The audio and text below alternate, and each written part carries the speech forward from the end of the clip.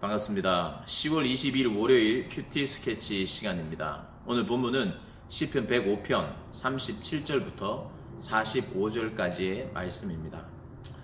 오늘은 출애굽에 대한 그리고 광야 생활에 대한 이야기를 간략하게 다루면서 하나님의 이름을 높이고 있습니다. 애굽에 종살이 하던 남자만 60만, 즉 한 200만 정도의 이스라엘 백성들이 애굽을 탈출하게 됩니다. 출애굽이죠. 근데 하나님께서 어떻게 이스라엘 백성들을 애굽에서 이렇게 탈출시켰습니까? 모세를 통해서 10가지의 재앙을 하나님께서 그 기적을 베푸심으로 애굽에서 다 나왔습니다. 그런데 나올 때 어떻게 나왔냐? 어떤 모습으로 나왔는지를 오늘 본문이 이야기하고 있습니다. 오늘 본문에 은금을 가지고 나오게 하시니 그의 지파 중에 비틀거리는 자가 하나도 없도다. 은금을 가져왔대요. 그리고 비틀거리는 자가 없었답니다. 여기서 비틀거림이 없었다라는 말은요, 넘어지지 않았다. 혹은 육체적인 연약함이나 또 어떤 장애물 없이 매우 당당하게 나왔다. 이렇게 해석을 하면 됩니다.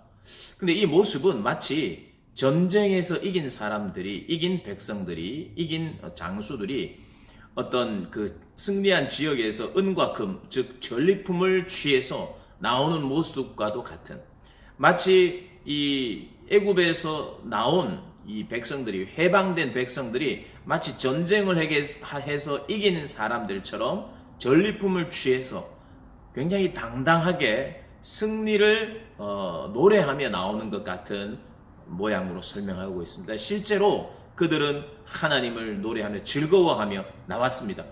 그리고 애굽의 사람들은 두려움도 있었지만 애굽 사람들도 이 하나님의 백성들, 이스라엘 민족들이 나가기를 원했어요. 재앙이 계속되니까. 그래서 오늘 본문에는 그 애굽인들도 기뻐했다고 합니다. 그래서 마치 전쟁에 승리한 장수들처럼 이렇게 나오고 있다는 것을 표현하고 있습니다. 그리고 이제 광야로 갔죠. 광야에서 어떻게 했느냐? 하나님께서 불기둥으로, 구름기둥으로 그들을 보호하셨다 이야기하고요. 그리고 메추라기를 가져오시고 또 하늘의 양식으로 그들을 만족하게 하셨다 이야기합니다. 광야에서 그들을 인도하셨다는 거죠. 사실 만족하게 하셨다는 이 이야기를 사실 들으면 조금은 이해가 되지 않아요. 왜냐하면 이스라엘 백성들이 광야에서 굉장히 만족해 하진 않았거든요. 물이 없어서 너무 불평했고, 그런데 물을 주시고, 또 먹을 것이 없고 고기가 먹고 싶을 때 불평해서 메추라기를 주시긴 했지만 또 메추라기가 재앙이 되기도 했는데, 오늘 성경은 메추라기도 주시고 만나도 주시고 너무 만족했다 이렇게 이야기를 합니다. 우리는 이 출애굽기를 읽어가면서 또 민수기, 신명기를 읽어가면서 이스라엘 백성들이 광야의 생활이 어떠했는지를 좀 더 살펴봐야 됩니다. 우리 친구들도, 우리 선생님들도 잘 아시겠지만 이 광야에서는 만족했다 말하기가 참 쉽지 않습니다. 그러나 만족했다고 이야기하고 있습니다. 이 만족은 뭘까요? 내가 배불리 먹고 너무 기분 좋고 너무 나는 부족한 게 없어서 턱 남고 쓰고 남음이 있는 그런 만족이 아니라 그 광야입니다. 광야에 며칠만 있으면 죽어요. 밤에 너무 춥고 낮에 너무 떼약볕인데, 그런데 거기에 하나님의 특별한 신적인 보호가 있는 거예요. 그러니까 광야에서 살아남고 있다는 거, 그것도 40년이나. 그러면 만족해야 되는 거예요. 그곳에서 생존이 가능하게 되었다는 그 자체, 거기에 대한 만족입니다. 오늘 표현은. 그래서 그리스도인들의 만족은 사실은 쓰고 남고 아쉬움이 없고 이런 사치스럽고 이런 만족이 아니에요. 내 삶의 상황에서 하나님이 필요한 만큼 주실 뿐만 아니라 믿음으로 승리하면서 살도록 하시는 그 자체가 우리에게 만족이죠. 신적인 보호, 그리고 특별한 하나님의 섭리가 있는 장소, 광야. 그래서 만족하는 거죠. 그런데 하나님께서 왜 이들을 출애굽시키고 구원의 자리까지 이르게 하셨느냐? 그것은 거룩한 말씀과 그의 종 아브라함을 기억했기 때문이라고 42절에 나옵니다. 뭐냐면 하나님이 그렇게 약속했기 때문에, 말씀하셨기 때문에 하나님 한 번 말한 건 반드시 지키세요. 그분의 명예를 지키기를 너무 좋아하십니다. 너무 중요해요. 그리고 시건치 아니하시는 하나님이십니다. 그래서 말씀하신 대로, 약속한 대로, 그들의 조상 아브라함에게 약속하신 대로 그들을 가나안 땅으로 인도하신다는 거죠. 왜 인도했느냐? 왜 그들을 출애굽시켰느냐? 또 다른 말로 왜 그들을 구원시켰느냐? 그 이유는 45절에 나옵니다. 왜 그렇게 했느냐 하면 그들이 그의 율례를 지키고 그의 율법을 따르게 하려 하심이로다.